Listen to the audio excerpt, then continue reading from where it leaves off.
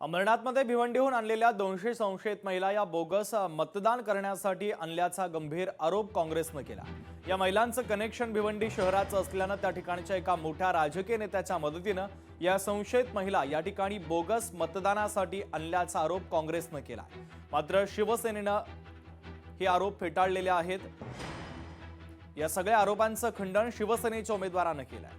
तर या सगळ्या प्रकरणात गंभीर आरोप देखील काँग्रेसनं केलेले होते। हे प्रकरण नेमकं काय जाणून घेतले आमचे प्रतिनिधी किरण तेलगोटे यांनी। बोगस मतदानाचा मुद्दा जो आहे तो आता ऐरणीवर आलेला आहे आणि ज्यांनी आरोप केले थेट शिंदे गटावरती काँग्रेसचे जे ब्लॉक अध्यक्ष आहेत प्रदीप पाटील यांनी आरोप केलेले आहेत की हे जे मतदान आहे ते बोगस पद्धतीचं मतदान आहे आणि धाड टाकून त्यांनी अक्षरशः पोलिसांच्या माध्यमातून त्यांनी पोलिसांच्या ताब्यात दिलेलं आहे। दादा काय हे एकंदरीत प्रकरण आहे, काय सांगाल? आम्हाला बोगस महिला कळल्यानंतर आम्ही पोलिसांना याची कल्पना दिली, पोलीस खात्याने रेड केली, पकडले गेले। आमची हीच पोलीस खात्याला विनंती होती काय साहेब यांची आयडी ते म्हणतात ना आयडी नाही, आमचं लग्न आहे, तुम्ही आयडी यांच्या चेक करायच्या, भिवंडीवरून आल्यात ना लग्नाला, मग त्या तिकडच्या रहिवासी आहेत बरोबर आहे, मग तुम्ही त्यांची आयडी मागवा आणि इकडच्या याद्यांमध्ये चेक करा। आम्ही सांगतो ना यादी नंबर वार्ड क्रमांक 2, 9, 10 या वार्डांच्या याद्या चेक करा। यांची जर इथे याच्यात नावे असतील नसतील तर त्यांना सोडून द्यावे,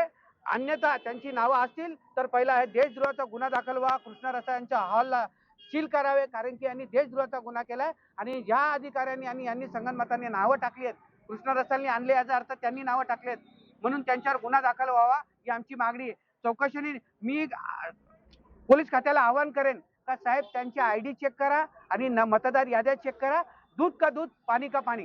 किरण तेलगोटे, लोकशाही मराठी, अमरनाथ। एवढी दहशत या प्रभागामध्ये त्या काँग्रेसच्या उमेदवारांनी केलेली आहे। माझं एकच आव्हान आहे, त्याला नडायचं आहे ना तर मग कृष्णा रसाळ पाटीलची नड।